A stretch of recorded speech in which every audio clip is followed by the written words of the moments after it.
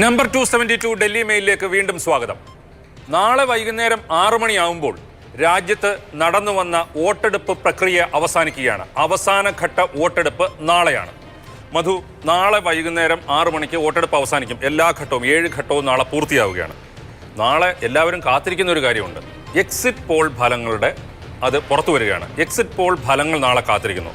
അപ്പോൾ exit poll ഫലങ്ങൾ അത് അത്തരത്തിലുള്ള ഏജൻസികളുടെ ചില തലവന്മാരൊക്കെ ഇതിനകത്ത് ചില അഭിപ്രായങ്ങൾ പറഞ്ഞു കഴിഞ്ഞു.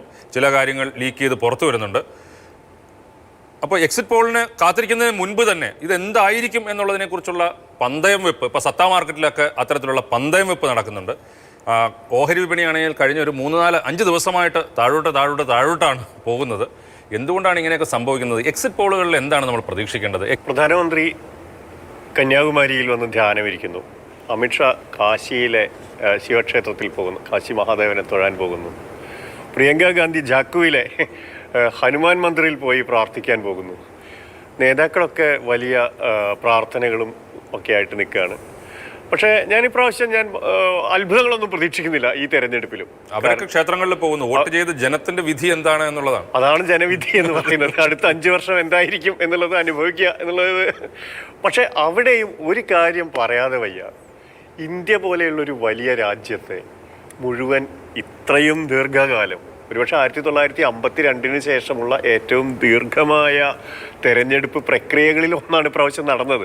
തെരഞ്ഞെടുപ്പ് നാളെ എക്സിറ്റ് പോൾ ഫലങ്ങൾ വരാനിരിക്കുമ്പോൾ ഇനി വലിയ പ്രവചനങ്ങൾക്കൊന്നും കാര്യമില്ല. അവസാന ഘട്ടത്തിൽ എന്താ പറയുക, എല്ലാവരും അവരവരുടെ കണക്ക് കൂട്ടിക്കിഴിച്ച് എന്നൊരു പ്രയോഗമുണ്ട്. എന്താണ് കൂട്ടിക്കിഴിച്ചെന്നുള്ളതിന് പണ്ട് പറയാറുള്ള ഒരു തമാശ, പാപങ്ങൾ കൂട്ടി ആയുസ് കുഴിക്കുന്നു എന്നുള്ളതാണ്. അതാണോ ജനവിധി എന്ന് അറിഞ്ഞുകൂടാ. അഭിലാഷ്, ഇപ്പോൾ ഈ മധു പറഞ്ഞ ഒരു കാര്യം, ആ ഒരു പോയിന്റ് എടുത്തു കഴിഞ്ഞാൽ ഇത്ര ലെങ്തി ആയിട്ടുള്ള ഒരു ഇലക്ഷൻ പ്രോസസ്സ് ഇത്ര ആവശ്യമുണ്ടോ? നമ്മളുടെ സെക്യൂരിറ്റി റീസൺസ് ഒക്കെ പറഞ്ഞാലും ഇത് പലതരത്തിൽ ഒരു പക്ഷേ ആദ്യം ഉണ്ടാകുന്ന ചില തിരിച്ചടികളെ മേക്കപ്പ് ചെയ്യാൻ, അല്ലെങ്കിൽ കുറച്ച് മറ്റ് ചില സ്ഥലങ്ങളിൽ കോൺസെൻട്രേറ്റ് ചെയ്യാൻ, അത് അങ്ങനെ വരുമ്പോൾ അത് കൂടുതൽ ഭരണപക്ഷത്തിന് അനുകൂലമായിട്ട്, പ്രത്യേകിച്ചും തെരഞ്ഞെടുപ്പ് കമ്മീഷനെ സ്വാധീനിച്ചു എന്നത് അടക്കമുള്ള പരാതികൾ നിലനിൽക്കുന്ന സാഹചര്യത്തിലാണ്. അപ്പോൾ ഇങ്ങനെ ഇത്രയും ലെങ്തി ആയിട്ടുള്ള ഇലക്ഷൻ പ്രോസസ്സ് ആവശ്യമുണ്ടോ? ഇത് കുറച്ച് ചുരുക്കിക്കൂടെ? തീർച്ചയായിട്ടും. ഇവിടെ 1952 തെരഞ്ഞെടുപ്പിന് ശേഷം നടന്ന ഏറ്റവും ദൈർഘ്യമേറിയ തെരഞ്ഞെടുപ്പ്, 45 ദിവസത്തെ തെരഞ്ഞെടുപ്പാണ്. ആദ്യമായിട്ടാണ് തെരഞ്ഞെടുപ്പ് ജൂണിലേക്കും കടന്ന് ജൂൺ 4-ാം തീയതിയാണ് കൗണ്ടിങ് നടക്കുക. അപ്പോൾ 1952 അപേക്ഷിച്ച് ഇന്ത്യ ഒരുപാട് മാറിയിട്ടുണ്ട്. ജനസംഖ്യ നിശ്ചയമായും കൂടിയിട്ടുണ്ടെങ്കിലും അതിനനുസരിച്ച് സാങ്കേതിക വിദ്യ വളർന്നു. പഴയതുപോലെ പെട്ടിയും ബാലറ്റും അല്ല, മറിച്ച് ഇലക്ട്രോണിക് വോട്ടിംഗ് മെഷീനുകളാണ്. സാങ്കേതിക സംവിധാനങ്ങൾ വളർന്നിട്ടുണ്ട്. ഇന്ത്യ സുഘടിതമായ സുശക്തമായ ഒരു രാജ്യമായി മാറിയിട്ടുണ്ട്.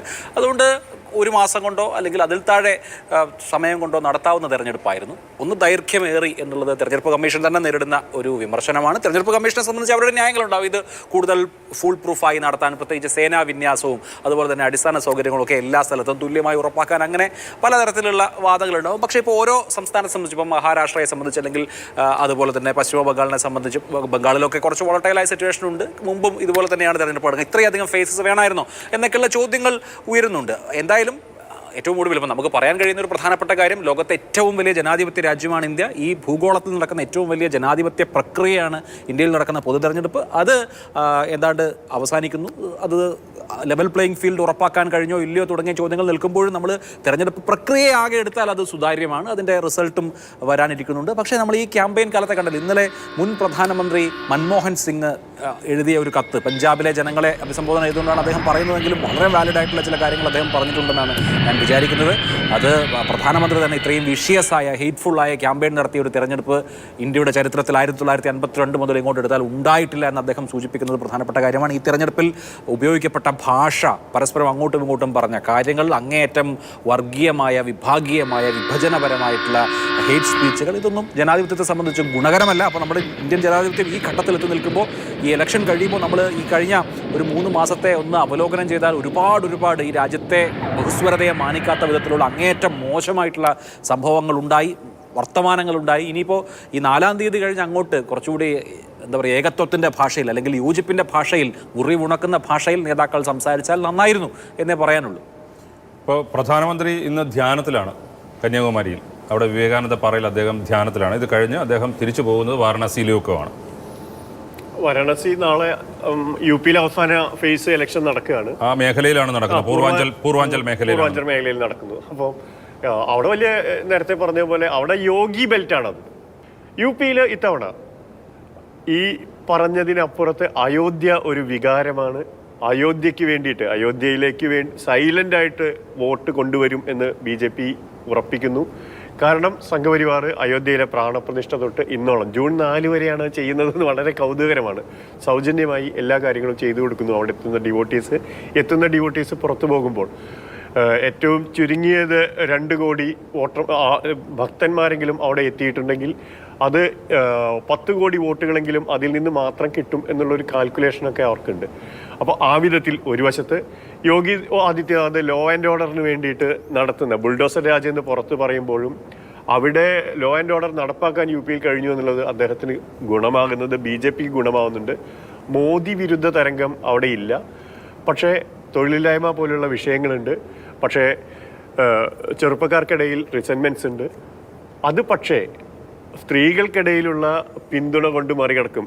ഇതിൽ ഏത് വോട്ടായി മാറും, ആർക്ക് അനുകൂലമാകും എന്നുള്ളതാണ് UP-യെ നിർണായകമാക്കുന്നത്.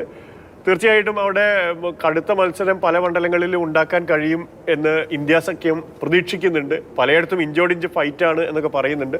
പക്ഷെ അതിനൊക്കെ മറികടക്കാൻ ഫൈറ്റ് നടക്കുന്നുണ്ട് ജനങ്ങൾക്കിടയിൽ ഇതൊക്കെ ഉണ്ടെങ്കിലും അത് മറ്റ് പലയിടത്തും ഈ തെരഞ്ഞെടുപ്പിൽ നമ്മൾ കണ്ടിട്ടുള്ളത് പോലെ, മറ്റ് പല സംസ്ഥാനങ്ങളിലും കണ്ടിട്ടുള്ളത് പോലെ അത് സീറ്റാക്കി കൺവെർട്ട് ചെയ്യാൻ കഴിയുമോ എന്നുള്ളത് വലിയ പ്രത്യേകതയാണ്. UP-യിൽ ഇപ്പോൾ സംഭവിക്കുന്നത് മറ്റ് പാർട്ടികളെല്ലാം ഡിസിൻറ്റഗ്രേറ്റഡ് ആയി കഴിഞ്ഞ ഒരു തെരഞ്ഞെടുപ്പ് എന്നുള്ളത് കൂടി കാണാം. അവിടെ രാഹുൽ ഗാന്ധി ഒരു SP-യുടെ സ്റ്റാർ ക്യാമ്പയിനർ ആവുന്നു എന്നുള്ളതാണ് ഈ തെരഞ്ഞെടുപ്പിന്റെ പാഠം. അതിനകത്ത് കോൺഗ്രസിനകത്ത് വലിയ പ്രശ്നമില്ല. കോൺഗ്രസ് നേതൃത്വത്തിനായാലും കോൺഗ്രസ് പാർട്ടിയില്ല, വേറെ മാർഗമില്ല. പക്ഷെ അവിടെയുള്ള വിഷയം ഇതാണ്, രാഹുൽ ഗാന്ധിയുടെ 2 യാത്രകൾ ഇന്ത്യയുടെ ചരിത്രത്തിൽ ഈ യാത്ര നടത്തിയ നേതാക്കൾക്കൊക്കെ നേട്ടം കിട്ടിയിട്ടുണ്ട്.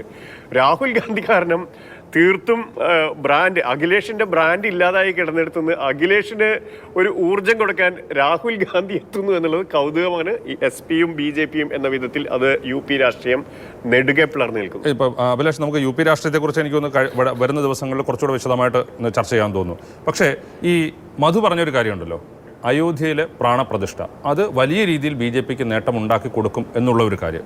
പക്ഷേ അങ്ങനെ ഒരു കാര്യമുണ്ടോ? അങ്ങനെ ഉണ്ടെങ്കിൽ അയോധ്യയെക്കുറിച്ച് അല്ലെങ്കിൽ ക്ഷേത്രത്തെക്കുറിച്ച്, അവിടെ രാംലല്ലയെക്കുറിച്ച്, ഇതിനെക്കുറിച്ചൊക്കെ നേതാക്കൾ വലിയ രീതിയിൽ സംസാരിക്കേണ്ടത്. പക്ഷേ അവർ അതിൽ നിന്ന് പുറകോട്ട് പോവുകയും മറ്റു പല കാര്യങ്ങളും, ഈ സമൂഹത്തെ ഡിവൈഡ് ചെയ്യുന്ന രീതിയിലുള്ള പല കാര്യങ്ങളും, അത് മുസ്ലിങ്ങൾക്കെതിരെ പറയുന്നത് അടക്കമുള്ള കാര്യങ്ങൾ പറയുമ്പോൾ യഥാർത്ഥത്തിൽ അവർക്ക് വോട്ട് കൊണ്ടുവരുന്നത് ഇതാണോ? അതായത് അയോധ്യയിലെ പ്രാണപ്രതിഷ്ഠ അല്ലെങ്കിൽ ക്ഷേത്രമാണോ അതോ മറ്റെന്തെങ്കിലും ആണോ? അല്ല, ഇപ്പോൾ രാമക്ഷേത്രം വന്നു എന്നതുകൊണ്ട് ഒരു തരംഗം ഉണ്ടാകുന്നില്ല എന്നുള്ളതാണ് വിലയിരുത്തൽ. അതുകൊണ്ടാണ് നരേന്ദ്രമോദി ഈ തെരഞ്ഞെടുപ്പ് ക്യാമ്പയിനിൽ ആവർത്തിച്ച് പറഞ്ഞ ചില കാര്യങ്ങളുണ്ട്. അതൊന്ന്, കോൺഗ്രസ് അധികാരത്തിലെത്തിയാൽ അയോധ്യ വിധി മറികടക്കും എന്നുള്ളതാണ്.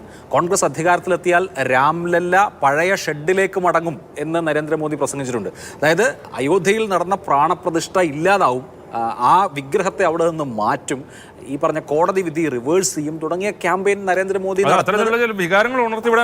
അതെ. അതായത് രാമൻ ഇപ്പോൾ ഒരു ഫാക്ടർ അല്ല എന്നുള്ളതുകൊണ്ട് രാമനെ ഫാക്ടർ ആക്കാനുള്ള ശ്രമമാണ് അവിടെ നടത്തുന്നത്. കാരണം വെച്ച് കഴിഞ്ഞാൽ എപ്പോഴും വൈകാരിക അന്തരീക്ഷം ഉണ്ടാവണമെങ്കിൽ ഒരു അതർ ഉണ്ടാവണം, 2 പേരുണ്ടാവണം, ഒരു കോൺഫ്ലിക്റ്റ് ഉണ്ടാവണം. ഒരു ക്ഷേത്രം ഉണ്ടാവുന്നു, അവിടെ പോയി ആളുകൾ പൂജിക്കുന്നു എന്നുള്ളതിനകത്തൊരു കോൺഫ്ലിക്റ്റ് ഇല്ല. അത് ആളുകളുടെ അവരുടെ വ്യക്തിപരമായ ആത്മീയമായ ഒരു കാര്യമാണ്. അതിനകത്തൊരു ശത്രുതാ എലിമെന്റ് ഇല്ലല്ലോ ഒരു ക്ഷേത്രത്തിൽ പോകുന്നതിന്.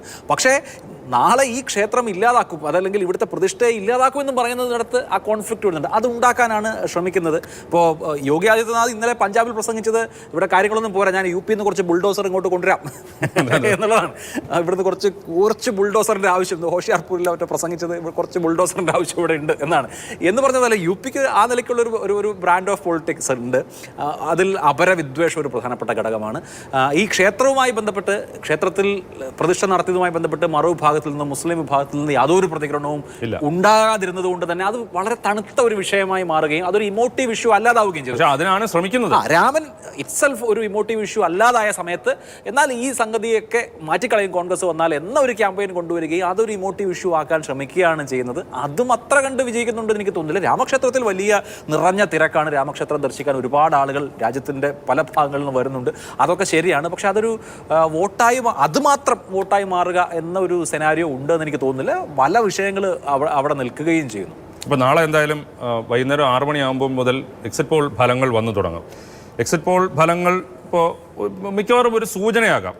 പക്ഷേ ഇത്തവണത്തെ എക്സിറ്റ് പോൾ ഫലങ്ങളെ നമ്മൾ എങ്ങനെയാണ് കാണേണ്ടത്? അല്ല, എക്സിറ്റ് പോൾ ഇപ്പോൾ ചില ഏജൻസികൾ വളരെ കറക്റ്റായിട്ട് പ്രൊഡിക്റ്റ് ചെയ്യാറുണ്ട്. പക്ഷേ ഇപ്പോൾ ആക്സിസ് മൈൻ്റെയാണ് പൊതുവെ സമീപകാലത്തെ എല്ലാ എക്സിറ്റ് പോളും ശരിയാക്കിയത്. പക്ഷേ കഴിഞ്ഞ മധ്യപ്രദേശ് തെരഞ്ഞെടുപ്പിൻ്റെ അവരുടെ എക്സിറ്റ് പോളിൻ്റെ നേരെ ഓപ്പോസിറ്റാണ് സംഭവിച്ചത്. നേരെ ഓപ്പോസിറ്റ് എന്ന് പറഞ്ഞാൽ എക്സാക്ട് ഓപ്പോസിറ്റ്. എന്താണോ കോൺഗ്രസിന് പ്രൊഡിക്റ്റ് ചെയ്തത് അത് ബി ജെ പിക്ക് എന്താണോ പ്രൊഡിക്റ്റ് ചെയ്തത് അത് കോൺഗ്രസിന് സംഭവിച്ചു എന്ന് പറഞ്ഞതുപോലെ എന്ത് സംഭവിക്കുക. 2004 അഭിപ്രായ സർവേകളും എക്സിറ്റ് പോളുകളും എല്ലാം കൂടി ചേർത്ത് 38 എണ്ണമാണ് അടൽ ബിഹാരി വാജ്പേയിയുടെ തിരിച്ചുവരവ് പ്രവചിച്ചത്.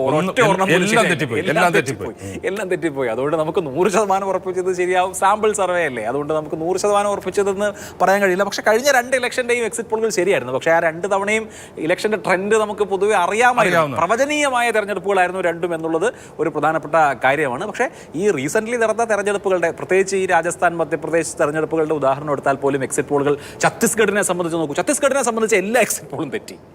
BJP ഭരണത്തിൽ വരും എന്ന് ആരും, അതായത് എങ്ങനെയായാലും കോൺഗ്രസിന് ഭരണ തുടർച്ച ഉണ്ടാവും എന്ന് തന്നെയാണ് എന്നാണ് ചിലർ ടൈറ്റ് മത്സരം പ്രവചിച്ചെങ്കിലും കോൺഗ്രസ് ഇതുപോലെ ഛത്തീസ്ഗഡിൽ പിന്നോട്ട് പോകുമെന്ന് ഒരൊറ്റ എക്സിറ്റ് പോൾ പോലും പ്രവചിച്ചിരുന്നില്ല. പക്ഷേ അത് സംഭവിച്ചു. BJP ഇവിടെ കംഫർട്ടബിളായി അധികാരത്തിലെത്തിയത് നമ്മൾ കണ്ടു. അതുകൊണ്ട് എക്സിറ്റ് പോളിനെ അത്രയ്ക്ക് വിശ്വസിക്കാമോ എന്നുള്ളതിനേക്കാൾ ഞാൻ പറയുക എന്തായാലും 4-ാം തീയതി വരെ കാത്തിരിക്കുന്നതാണ്. പക്ഷേ ആളുകളുടെ എക്സൈറ്റ്മെന്റിന് താൽക്കാലിക ആശ്വാസം, താൽക്കാലിക ശമനം.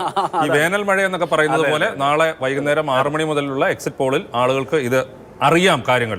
മാതൃഭൂമി ന്യൂസിലും വിശദമായ എക്സിറ്റ് പോൾ ഫലങ്ങളുടെ പരിപാടി നാളെ വൈകുന്നേരം 6 മണി മുതൽ ഉണ്ടാകും. വീണ്ടും കാണാം. Number 272 Delhi mail.